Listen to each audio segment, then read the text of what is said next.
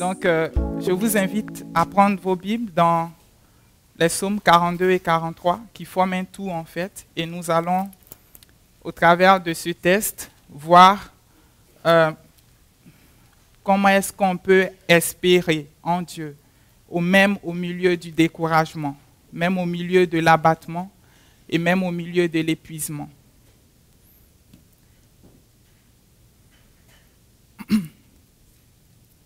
Alors, si vous y êtes, je vais commencer la lecture. Au chef des chantres, cantique des fils de Corée.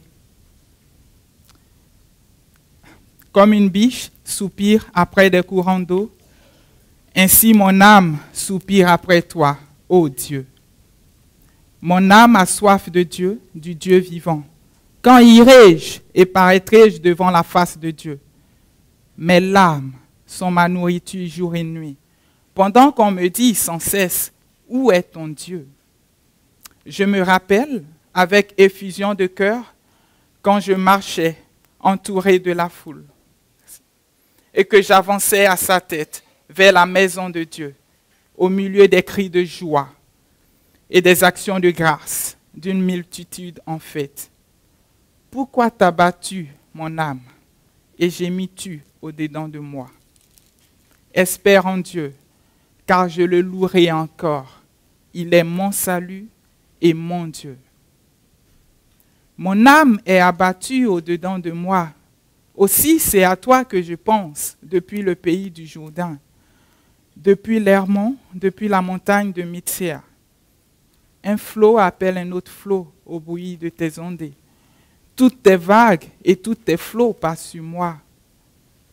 Le jour, l'Éternel m'accordait sa grâce. La nuit, je chantais ses louanges. J'adressais une prière au Dieu de ma vie. Je dis à Dieu, mon rocher, pourquoi m'oublies-tu? Pourquoi dois-je marcher dans la tristesse sous l'oppression de l'ennemi? Mes os se brisent quand mes persécuteurs m'outragent en me disant sans cesse, où est ton Dieu? Pourquoi t'as battu mon âme et gémis-tu au-dedans de moi? Espère en Dieu, car je le louerai encore. Il est mon salut et mon Dieu. Et on va continuer le psaume 43 puisque je parlerai de ces deux psaumes-là. Rends-moi justice, ô Dieu. Défends ma cause contre une nation infidèle. Délivre-moi des hommes de fraude et d'iniquité. Toi, mon Dieu protecteur. Pourquoi me repousses-tu? Pourquoi dois-je marcher dans la tristesse, sous l'oppression de l'ennemi? Envoie ta lumière et ta fidélité, qu'elle me guide.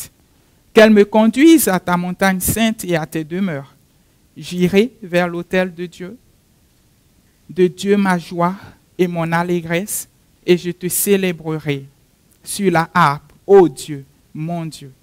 Pourquoi t'as battu mon âme et gémis-tu au-dedans de moi? Espère en Dieu, car je le louerai encore. Il est mon salut et mon Dieu. Jusque-là, parole du Seigneur. Je vous invite à prier avec moi. Ton Père, nous nous plaçons devant ta parole ce matin, devant cette parole qui est lampe à nos pieds, lumière sur notre sentier. Et alors que nous l'explorons, je te prie, Seigneur, de me cacher derrière toi, derrière ton esprit, afin que ce soit toi qui parles à nos cœurs ce matin, pour que nous puissions apprendre à te connaître, à te désirer et à grandir dans ton amour, pour ta gloire. Amen. Alors, nous avons devant nous deux chapitres qui sont très personnels, très émouvants, où l'auteur nous exprime de façon tout à fait franche ses émotions, sa douleur et son chagrin, et même ses doutes. Alors, je vous propose d'étudier ce passage-là à travers trois principaux points. Premièrement, nous allons voir l'expression de la douleur et de la souffrance du psalmiste. Comment est-ce qu'il exprime sa douleur, son découragement, ses épreuves. Ensuite, nous allons voir son attitude au milieu de ce découragement. Comment est-ce qu'il aborde ces choses-là. Et troisièmement, nous allons conclure avec le fondement de son espérance. Sur quoi s'appuie-t-il pour pouvoir dire « Espère en l'Éternel, mon âme ». Alors, premièrement, parlons de l'expression de la douleur et de la souffrance du psalmiste. Dès le début du chapitre 42, on peut voir comment est-ce qu'il exprime sa soif, même de Dieu. Au verset 1, on voit qu'il compare son besoin et sa soif de Dieu à celle d'une biche, soupirant après des courants d'eau. On peut voir là qu'il s'agit pour lui pas simplement d'un besoin secondaire, facultatif, mais bien au contraire, de la même façon que la biche a besoin de ces courants d'eau-là pour sa vie et pour sa survie, il estime que son âme a besoin de Dieu lui-même pour survivre, pour exister. On se retrouve là devant un cœur et une âme qui a goûté et qui a vu comment Dieu est bon et qui peut ressentir une douleur intense et atroce devant le sentiment d'en être séparé. Et on va voir qu'il décrit sa soif et sa douleur à travers quelques éléments. Premièrement, il se sent complètement coupé de la présence de Dieu. Et ça, on le perçoit au verset 3 quand il peut dire « Mon âme a soif de Dieu, du Dieu vivant. Quand irai-je et paraîtrai-je devant la face de Dieu ?» La réalité de la présence de Dieu et de la communion intime avec Dieu apparaît pour le psalmiste comme un lointain souvenir. Sa nostalgie et ses souvenirs passés ne font qu'augmenter son chagrin et sa douleur, qui est tout à fait intense et profonde. Et ça, on peut le voir dans les versets 5 qui suivent, où il peut dire « Je me rappelle » avec effusion. Parce qu'en fait, tout se passe comme si la présence de Dieu n'était qu'un souvenir pour lui. Et il soupire et aspire encore une fois à cette intimité et cette communion avec Dieu qui faisait sa joie et son bonheur le plus intense et le plus réel. Donc, comme on l'a vu, son sentiment d'être coupé de Dieu lui fait plonger les regards dans le passé. Il se sent aussi, deuxièmement, il se sent aussi oublié et ignoré de Dieu. Au verset 10, on peut voir ceci. « Je dis à Dieu, mon rocher, pourquoi m'oublies-tu? Pourquoi dois-je marcher dans la tristesse sous l'oppression de l'ennemi ?» Il a comme l'impression que Dieu reste insensible à sa douleur et à son chagrin, à ses cris et à ses pleurs. Et au verset 8, voilà ce qu'il dit. « Un flot appelle un autre flot au bruit de tes ondées. Toute vague et tous tes flots passent sur moi. » Aussi, il se sent privé de la joie de servir et d'adorer Dieu. On peut le percevoir cela au verset 5 quand il dit « Je me rappelle avec effusion de cœur quand je marchais entouré de la foule et que j'avançais à sa tête vers la maison de Dieu, au milieu des cris de joie et des actions de grâce. » Mais au-delà de sa douleur intérieure, interne, on peut voir aussi que cette douleur-là est exacerbée par les railleries et les moqueries incessantes des autres à travers leurs questions. Où est ton Dieu? Ce qu'on voit dans les versets 4 et 11, et il parle même d'oppression de l'ennemi. En fait, ce psaume et le suivant traduisent l'expression d'un cœur qui souffre et qui gémit du sentiment d'être privé et coupé de la merveilleuse présence de Dieu. Cette première partie-là m'amène à nous poser un certain nombre de questions. Jusqu'à quel point sommes-nous assoiffés de Dieu lui-même? Nous sommes-nous déjà abreuvés à cette source intarissable d'eau vive? S'abreuver auprès de Dieu et le désirer encore, tel était le désir qu'on peut percevoir par plusieurs personnes dans la parole. Moïse se servait même du fait de connaître Dieu comme une raison pour mieux le connaître. Et il pouvait dire, maintenant si j'ai trouvé grâce, fais-moi connaître tes voies, alors je te connaîtrai et je trouverai encore grâce à tes yeux. On le retrouve dans Exode 33, le verset 13. David pouvait dire, dans le psaume 27, le verset 4, « Je demande à l'Éternel une chose que je désire ardemment. Je voudrais habiter toute ma vie dans la maison de l'Éternel pour contempler la magnificence de l'Éternel. » D'autres exemples comme celui de Paul qui considérait la connaissance de Christ comme le bien le plus suprême. Il parlait même de l'excellence de la connaissance de Jésus-Christ. En fait, ma question c'est jusqu'à quel point, parce que j'ai lutté en préparant ce sermon, franchement, et je me demande des fois jusqu'à quel point, comme le psalmiste, nos cœurs bouillonnent de désir et de soupir après Dieu lui-même. Des fois, je me demande si nous n'avons pas perdu la réalité de chercher Dieu au milieu d'activités, de programmes, de théories, de concepts et de pratiques toutes faites. Tozer pouvait dire dans son livre « À la recherche de Dieu » ceci, « La doctrine de la justification par la foi, une vérité biblique qui est un merveilleux soulagement face au légalisme stérile et aux vains efforts personnels, se trouve de nos jours en mauvaise compagnie et est interprétée de sorte qu'elle empêche les hommes de connaître Dieu.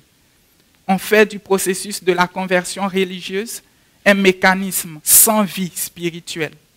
On peut maintenant exercer la foi sans entrer en conflit avec la vie morale et sans créer d'embarras au moi adamique.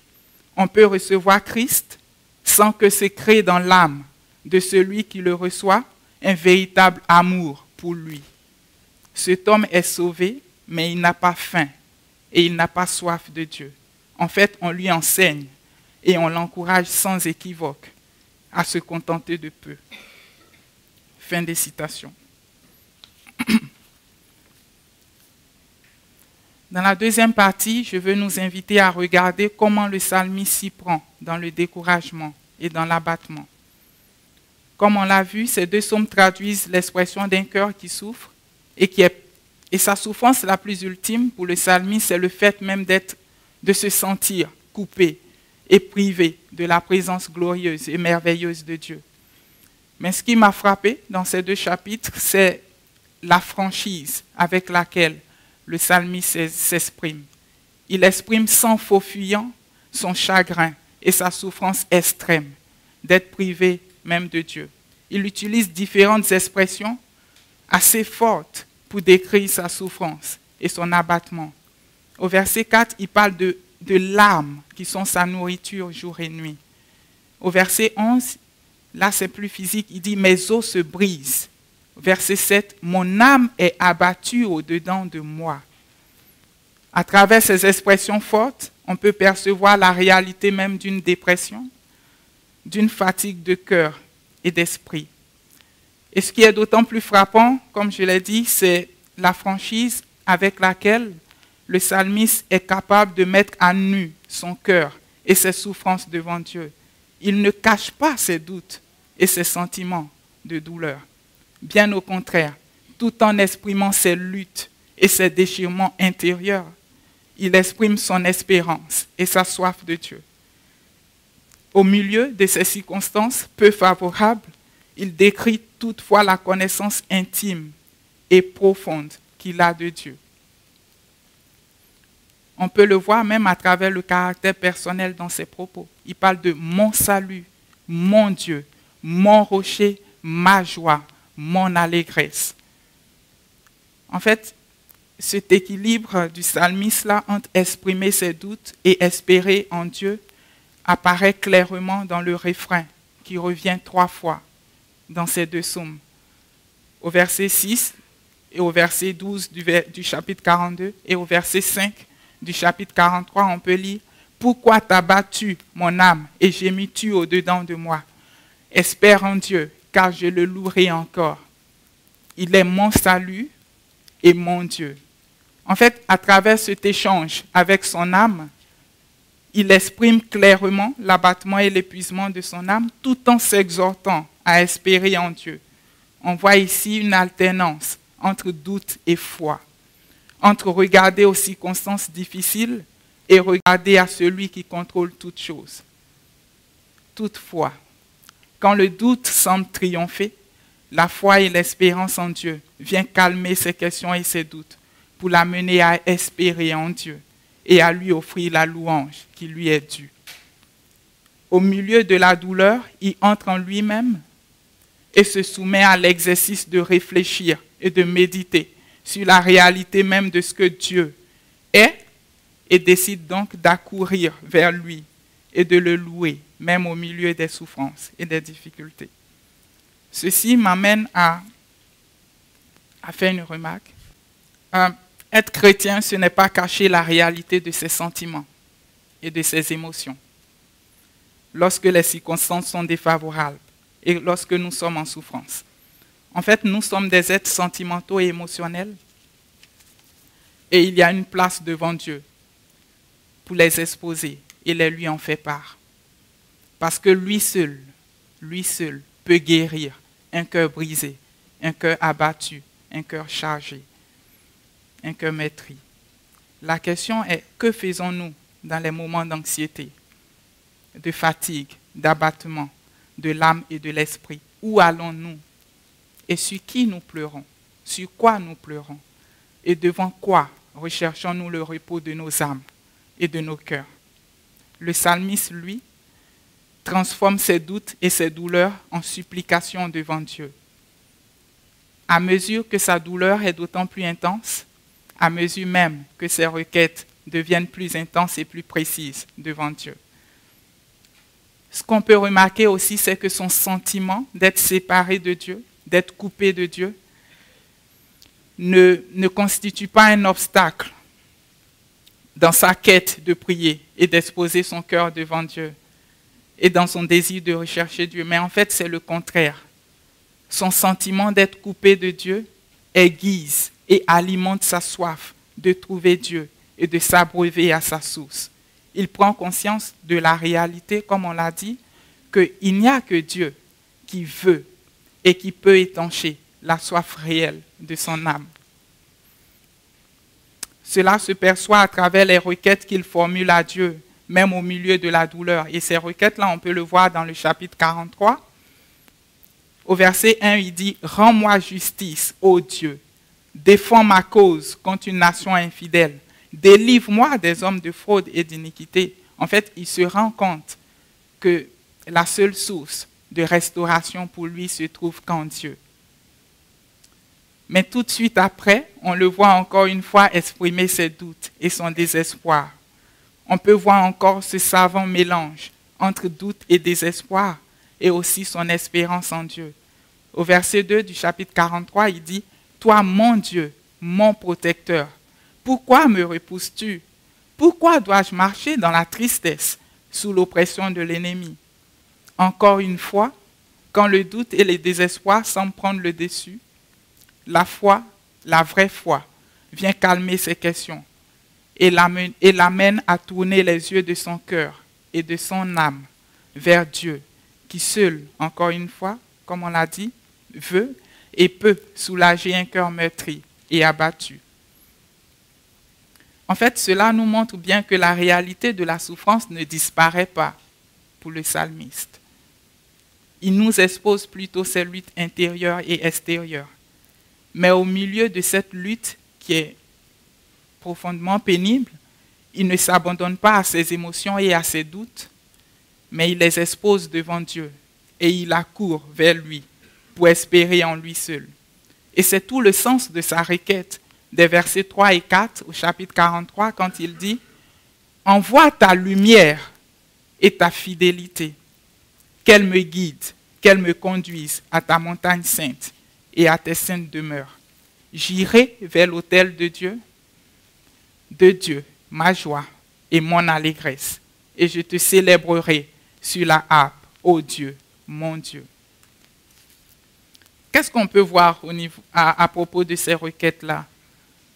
Au milieu de l'atmosphère sombre, de ses douleurs et de ses souffrances, le psalmiste fait appel à la lumière et à la fidélité de Dieu pour être conduit par Dieu et vers Dieu. Son sentiment d'être coupé de Dieu, au lieu d'être considéré comme un prétexte pour s'éloigner de Dieu, est utilisé par lui comme un tremplin pour venir vers Dieu, pour désirer marcher dans les voies de Dieu et dans sa lumière, et aussi pour retrouver en Dieu sa joie, son allégresse et le bonheur de le servir et de lui offrir la louange et l'honneur. Que retenir de cette deuxième partie? Quand nous n'avons plus d'espoir et que tout semble s'effondrer autour de nous, la solution ne consiste pas à nier nos luttes et nos souffrances. Il nous faut plutôt les exposer et les amener à celui qui entend et qui comprend le langage de nos pleurs et de nos souffrances et de notre détresse. Mais comme on le voit dans ces deux chapitres, il s'agit là d'une lutte avec nous-mêmes. Et on peut le percevoir dans son échange intérieur qu'on voit dans le refrain. En fait, à propos de l'attitude du psalmiste par rapport de son attitude par rapport à la souffrance, voilà ce que Alfred Kuhn dit dans son livre Encyclopédie des difficultés bibliques, dans le volume 3. Le psalmiste, il le dit comme ça, le psalmiste exprime ce qu'il ressent, laisse parler sa tristesse, puis se met à réfléchir et à s'exhorter à l'espoir et à louer Dieu au lieu de se ressasser sa misère. Et cela, il le fait 3 fois. Et voilà ce qu'il ajoute. Apparemment, il n'y a pas de réelle solution lorsqu'on est dans la dépression. Il faut continuellement lutter avec soi-même. Mais le psalmiste n'abandonne pas la partie. Mais pourquoi est-ce que nous pouvons ne pas abandonner la partie? C'est parce que nous ne sommes pas seuls dans cette lutte. Nous ne sommes pas seuls dans ces moments. Nous pouvons nous appuyer sur une espérance vivante et réelle. Tout comme le psalmiste, il ne s'agit pas simplement d'une confiance aveugle et vide, ou bien dans des clichés simplement tout tracés, non. Mais notre foi et notre espérance reposent sur la réalité de ce que Dieu est, de ce qu'il fait et de ce qu'il a déjà manifesté dans le passé. Donc cela m'amène à la 3e partie sur laquelle je vais conclure. C'est le fondement de notre espérance et de l'espérance de ce psalmiste-là. Alors même que le psalmiste se sentait coupé et privé de la présence de Dieu, il y a une personne beaucoup plus importante, plus grande, qui lui n'a pas ressenti simplement qui n'a pas ressenti simplement d'être coupé de Dieu. Lui, il a été littéralement séparé de Dieu. C'est bien Christ. En sorte que sur la croix, il a pu exprimer sa douleur la plus grande. Quand il a dit, dans Marc 15, le verset 34, « Mon Dieu, pourquoi m'as-tu abandonné ?» Il a été séparé de Dieu à cause de vous et de moi. Et surtout, pour vous et pour moi, lorsqu'il a pris sur lui nos péchés. Tout comme le psalmiste qui a subi les railleries et moqueries en s'entendant dire « Où est ton Dieu ?» il a aussi connu le mépris des hommes. Alors qu'il pendait sur ce bois infâme, il s'est entendu dire dans Matthieu 27, le verset 40, « Toi qui détruis le temple et qui le reconstruis en 3 jours, sauve-toi toi-même si tu es le Fils de Dieu. Descends de la croix. » Il a subi ces choses de sorte que vous et moi, à la question « Pourquoi t'as battu mon âme et gémis-tu au-dedans de moi ?» nous puissions dire et nous puissions répondre « Espère en Dieu, il est mon salut et mon Dieu. » Et à cause de ce qu'il a vécu, toutes ces choses, il peut entendre nos douleurs, nos cris et le langage de nos pleurs. C'est tout le sens de l'exhortation de l'auteur de l'Épître aux Hébreux, dans son chapitre 4, dans les versets 14 à 16, lorsqu'il dit « Ainsi, puisque nous avons un grand souverain sacrificateur qui a traversé les cieux, Jésus, le Fils de Dieu, demeurons fermes dans la foi que nous professons, car nous n'avons pas un souverain sacrificateur qui ne puisse compatir à nos faiblesses. Au contraire, Il a été tenté comme nous en toutes choses, sans commettre le péché. Approchons-nous donc avec assurance du trône de la grâce, afin d'obtenir miséricorde et de trouver grâce pour être secourus dans nos besoins. Et ce matin, je vais nous donner l'occasion de prier par rapport à ces deux psaumes. Et alors que je vais nous demander un temps de silence, je vais nous inviter à la prière. Nous avons parlé de cette soif de Dieu qui est exprimée par le psalmiste, mais aussi de son espérance en Dieu. Et si vous êtes là ce matin et que cette espérance-là est complètement étrangère pour vous, si vous n'avez jamais goûté à Dieu, si vous n'avez jamais expérimenté de vous abreuver à sa source d'eau vive, ce matin, vous avez l'occasion de prier vous-même dans votre cœur ce matin, de venir au pied de la croix, de reconnaître votre état de perdu sans lui et votre besoin d'être sauvé par lui.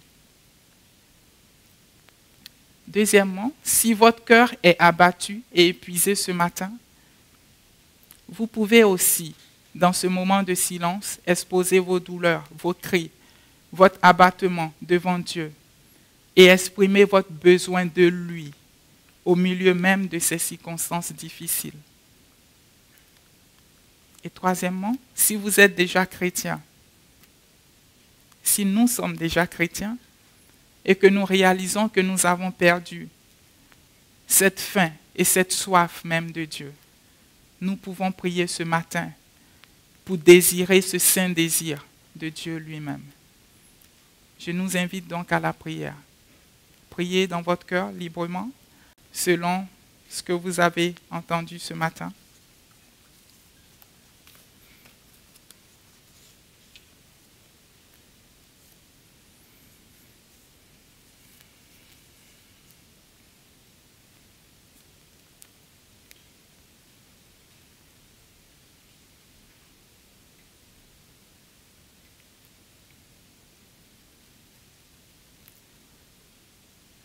Dieu notre Père, nous venons à toi ce matin tel que nous sommes et tu connais l'état du cœur de chacun de nous ce matin.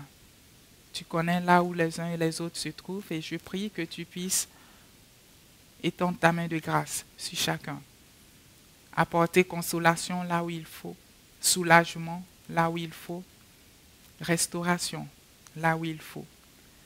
Mais aussi, nous te prions, Seigneur, que tu puisses nous donner de te désirer pour ce que tu es. Nous avons soif, Dieu notre Père, d'être rendus encore plus assoiffés de toi. Et que tu sois notre but et notre recherche ultime pour ta gloire. Et nous te prions au nom de ton Fils bien-aimé, notre Sauveur et Seigneur Jésus-Christ. Amen. Ce matin, je vais nous inviter à chanter un chant qui exprime la soif du psalmiste tel qu'exprimé dans les psaumes que nous avons vus. Et ce chant dit « Comme une terre altérée, soupire après l'eau du ciel. Nous appelons la rosée de ta grâce, Emmanuel. » Si cela est votre désir, je vous invite à vous lever et que nous puissions chanter.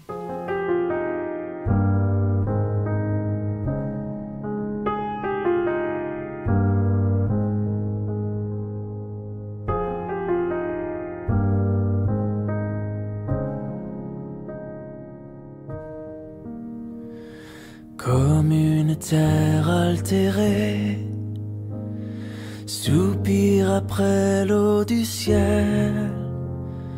Nous appelons la rosée de ta grâce, Emmanuel. Fraîche rosée, descendez sur nous tous. Ô divines ondées, venez arroser-nous.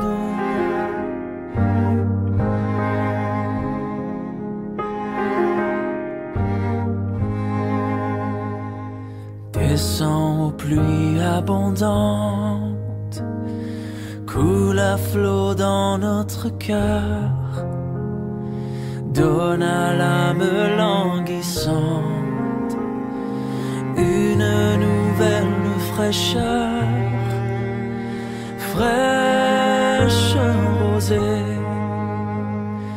descendez sur nous tous, ô divines ondées, venez arroser nous.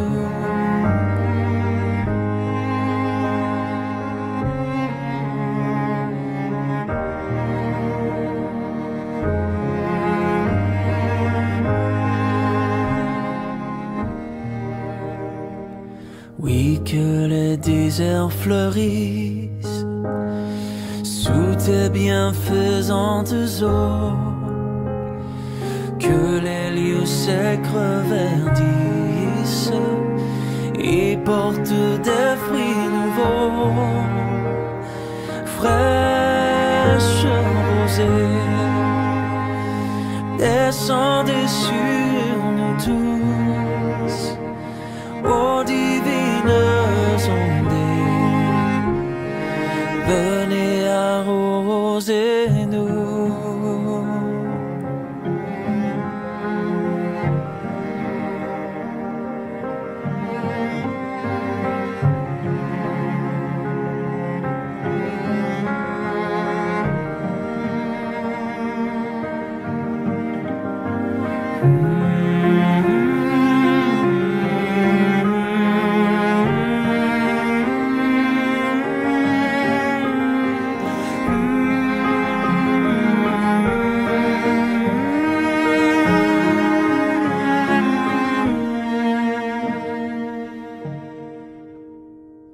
Viens, ô salutaire pluie, esprit de grâce et de paix, répands en nous une vie qui ne tarisse jamais, fraîche rosée,